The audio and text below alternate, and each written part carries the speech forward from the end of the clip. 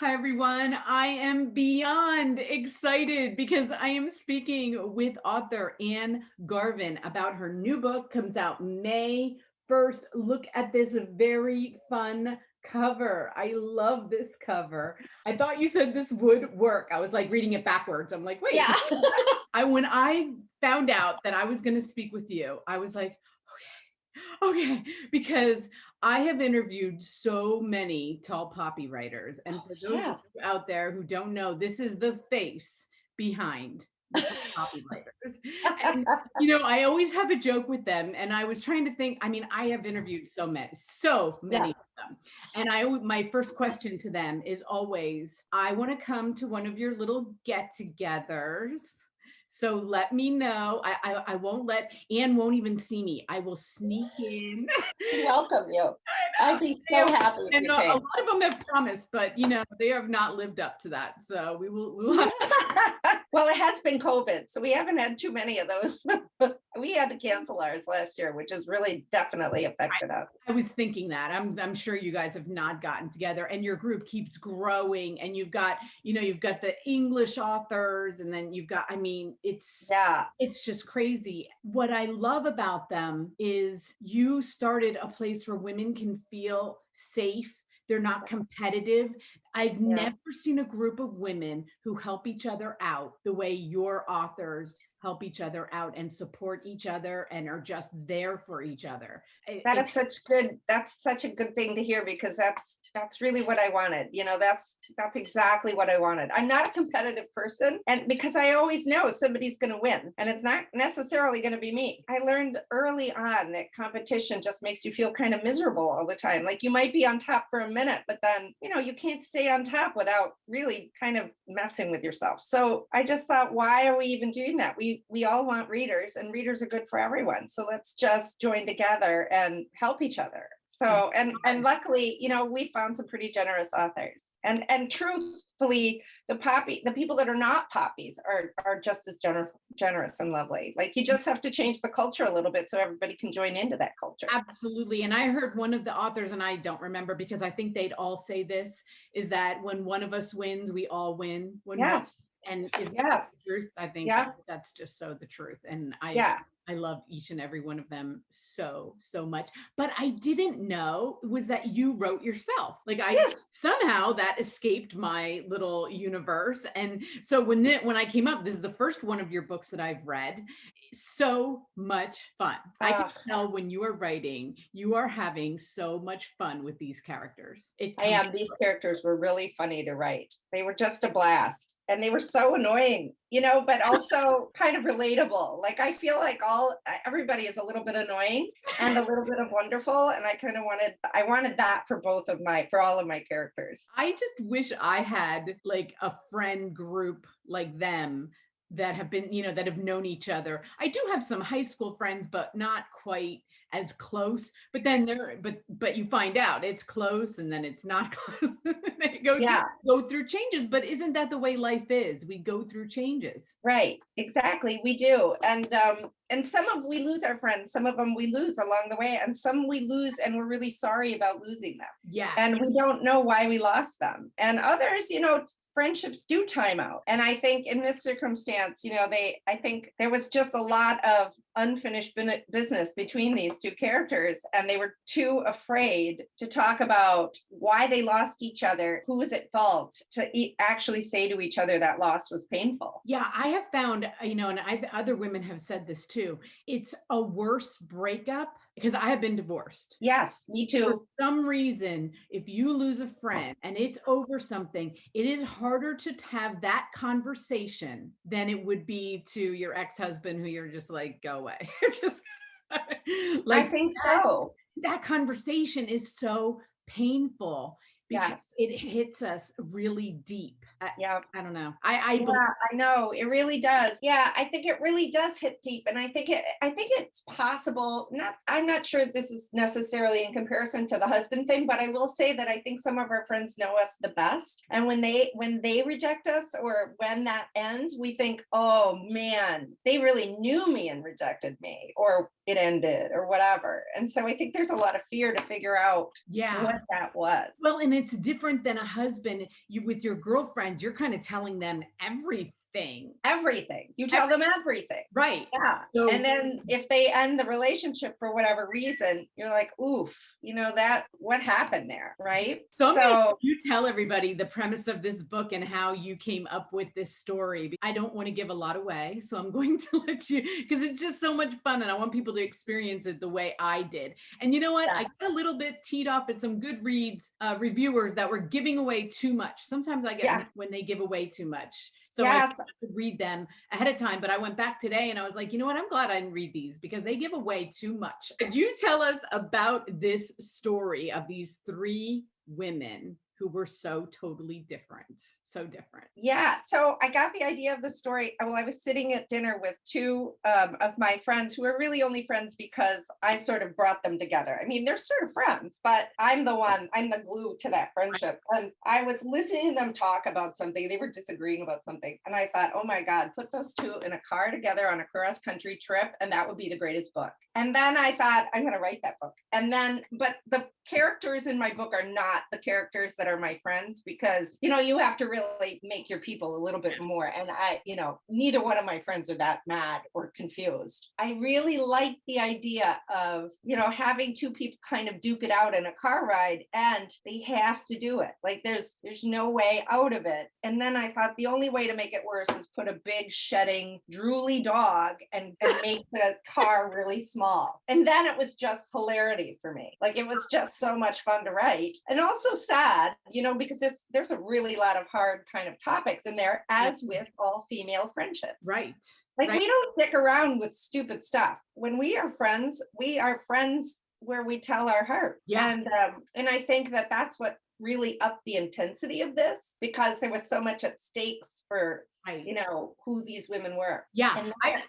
And then I added that D-list celebrity to the group because I knew that people did not want to ride across country with two bickering best friends. And I thought I've got to add a little somebody to this trip to soften the intensity between these two. And I loved her because she wasn't on anyone's side. She was like, sometimes she was happy for and helping Samantha. Sometimes she was helping Holly. And she was never really, like investing in either one. Like I thought that was really fun and funny to write. Yeah, I saw somebody said that she was the favorite character. Yeah, but she was really funny.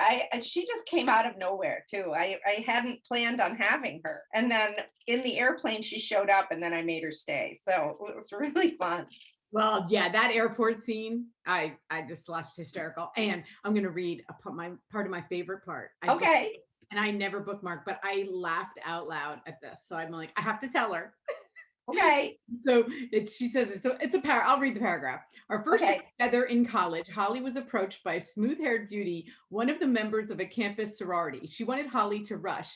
It was a big house with lots of perks, but Holly, with a beer in her hand, said, nope, not interested. Out of the side of her mouth, she said to me, I have a strategy. Reject before rejected. I hadn't thought of that in years. And I was like, ooh. I know. I think I probably do that on a regular basis. Like in high school and some of the times when you were really going to be set up for failure, you knew you were going to be rejected. Right. I grew up kind of a weird looking kid and my hair was always this massive mess. And also I grew up in a town in the Upper Peninsula, Michigan. So we moved from New Jersey to the Upper Peninsula, Michigan. So I went from 1 hour away from Broadway in New York City to 1 hour away from a J.C. Penney's. And on the East Coast, everybody looks like me, but in the Upper Peninsula, everybody looked like you, blonde, really beautiful, yes. And so the combination of me walking into this town of Finnish, Polish heritage, Norwegian, Scandinavian, I looked like a little toadstool. And so I really had to learn a lot about adaptation. And I think a lot of my humor came from that time when you are sorely stressed just by being who you are. Yeah. Oh, Holly was just, I mean, I loved her. I love Sam. I was trying to think this morning. I'm like, who did I love the most? I mean, Katie's pretty smart in doing in and having this happen, but Sam having lost her husband, and that's not a spoiler because it happens in the beginning, but It I kind does. of heart for her. My youngest son just turned 18, and Yes. I have 6 children, but I'm just like, what am I gonna do? Like, what? He's graduating. I don't know. I'm like, this is what I'm Yeah. gonna do. Is I'm gonna talk to you guys. But like, Yeah. other than that, Yeah. I guess I felt her and where she was Hmm. in her life. Hmm. And she was trying. She was like, all right, I'm gonna deal with this. I'm gonna do this. I'm gonna. I I'm know. I okay. kind of think, yeah, I sort of feel like each one of those characters is a little bit of all of us, right? Like the Right. nervous one, the funny one, maybe the mad one. And I think that we all have little bits of those things in ourselves. I just love women. I think women are amazing, even when they are, challenged, I think. I think that shows in just, dealing with the tall, starting the tall poppy. I mean, you had to have loved women and really saw the potential of women as authors, kind of breaking that role. Now, I'm not going to say we had, that women hadn't written, but really, I mean, it's more and more like you're seeing Yes. more women authors than Yeah. ever. You can write at home while you're raising your children, and these women Yeah. have showed that because they Hmm. young, a lot of them are young and are raising children, and so they've kind of helped each other and supported each Yeah. other, where a lot of my years as a mom, I didn't do anything. Well, No, right. I I did a know. lot, but I didn't do anything.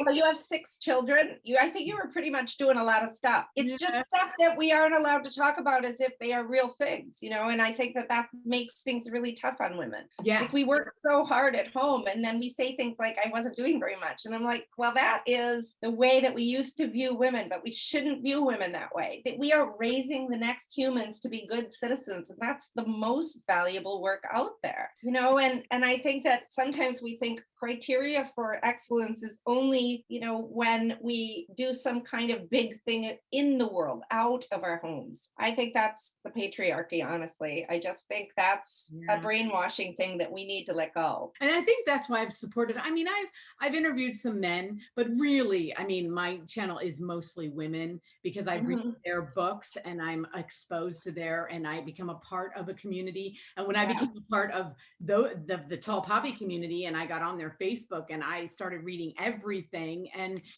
there's just that natural, like, I'm the reader, they're the writer, we get to bond over that, even if it's on video, which has been proven very beneficial this year. So, Oh my God. you know, Like, think about if Zoom hadn't been invented just oh before my the pandemic or whatever. I don't know when it was invented, but I'm telling you, they must be like, yeah, yay, pandemic. exactly. But I can't wait for you guys to start meeting and getting back together, and because I get to live through it virtually. Yeah, I want actually to do some in-person events, like in maybe not this year, but next year. We really want Yeah, to start, I think people need to touch each other again. I think we need to be I part of each know. other's lives. I want to hug. I want to And hug. we want to hug. I know I want to hug, that's for sure. I think you should have like a reviewer day, like when you have like, so that we can go get books signed, and like Oh, for a sure. fan day, so that we Oh can, my gosh, that's a great idea. you know, so we can Yeah. see them in person, because there are so many. I'm in Pennsylvania. There are some bookstores, more local, but Yeah. that we get around here. If I were to go into New York City, I could see more, but I'm about an hour, Yeah. 2 hours outside of New York City. So I do get to see local authors, but I want to see my tall poppy authors. I'm so glad you feel that way about us. That's exactly how we want to be felt Yes. about. So everyone, here it is. Look at this beautiful, fun. You look at this book and you just know it's going to be fun. This cover. I hope people think that, because I really want them to have a good time when they're reading that book. And look at the dog. And No, there's a tiny little dog. Yeah, although in real life he's much larger in I that. was going to say he looks so small, but he's not a small dog. I think when you have such long titles, can you imagine the book art people? They were probably like, oh my God, could you put a few less words in that title? They probably want to go back to when there was just one word titles, so much easier. I know, but it's so fun. So before I let you go, are you working on another one right now? Yes, I'm working on one called Falling in Love is the Easy Part. The Oh, idea of that is like falling in love with all kinds of ideas is the easy part, and staying in love, whether it's in a romance or your life or whatever, you have to spend a little time figuring it out. And it's three women of different generations that bond in an airplane, and then go to New York City, and their whole lives change in the middle of a blackout. wow. So You know yeah, what? That just sparked like a memory. When my mom was dying 10 years ago, I was on an airplane to go help her, take care of her. And I was sitting next to an elderly woman, next generation up, right? yes, And, yeah, I must have looked a mess, like I, and uh, we got talking and she said to me, what's the problem? And I said, oh, my mom's dying of cancer. I have to go take care of her. And she said, I took care of my mom when she died of cancer. And like when we meet women of yes, another yes, generation, it's yeah, like it's so spiritual in a way. yeah, Like I felt like she was meant to sit there and like kind of hold my hand on that yes, flight, yes. and she there to tell me it's going to be okay. Like Yeah. this, Yeah. And I think the other thing that's really interesting about it too is that sometimes we disparage different generations for different reasons. Like people are always right. like millennials and then they're like Oh, boomers. I And know. I They got wanted to write a story where we love each other yeah, for those things, for each of our differences. absolutely. And we should, because I can see it even in my daughter-in-laws, like they don't want my advice so much. But when we get to a certain age, we respect it a little bit. Yes, exactly. I think it changes, but I want, that's the conversation I wanted to Oh, have in this book. Yeah. I love So that. that's Yeah. coming up, and that should be in June 2022. So I'm working on that right now. So I'm Oh, launching a book and awesome. writing a book, and it's a little bit nutty right now. Awesome. It has been, you don't even know how much you've made my day. Oh, Okay. I'm so glad you made my day. Are you kidding me? This is like a podcast of love right here. So Thank you. you can get this. You can pre-order it on Amazon. It comes out May 1st. Does it have an audio? Oh, yes, it does. Yep. Okay, So you can order that, and I haven't heard that yet. So I'm kind of excited to hear that. me too, because I love audios and I get a I good, love audios. I probably will just to hear the voices. Like I'll sneak in on it just to hear. Totally. I love it. Yeah, no doubt. I do too. So I hope we get to talk next year when your next book comes out. I Oh, would love to. absolutely. And if Yes. you ever need people to go to tell Poppy things, just you know who to call, all right? I absolutely will call you. Thank you so much for Thank having you. me. Have a great day. Okay, bye-bye. Bye.